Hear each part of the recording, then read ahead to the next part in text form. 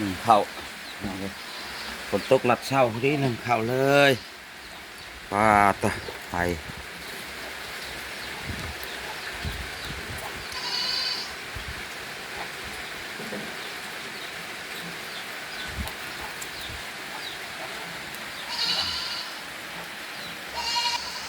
โอ้มันมาทางแถวบึงกาฬแถวอันแจกน้องเนาะแถวมุกดาหารพอแล้วเนาะด่านฝนแห้งนะพี่น้องแห้งแห้งเลยลิ้นพร้อม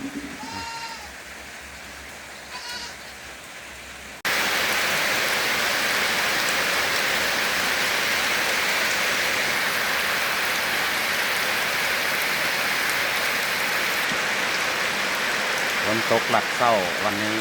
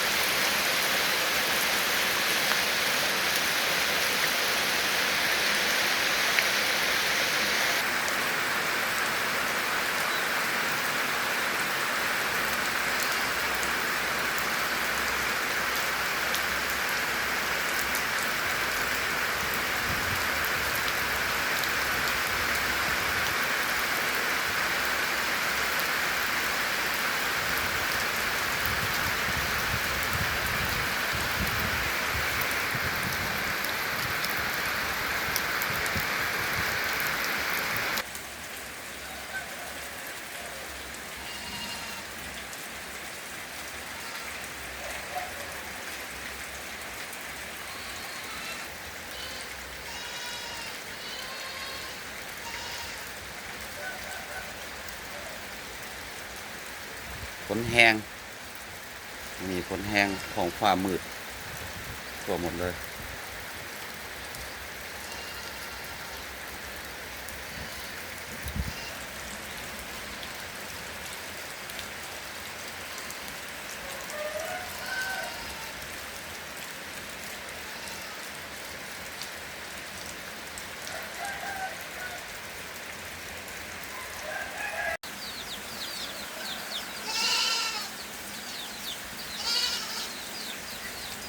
ไก่หนาวฝนตกแต่เศร้าๆหน่อย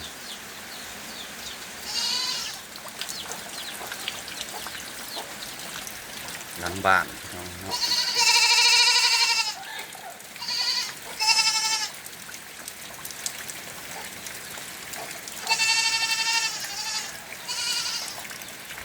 แบกกันหนาวไปฝนตก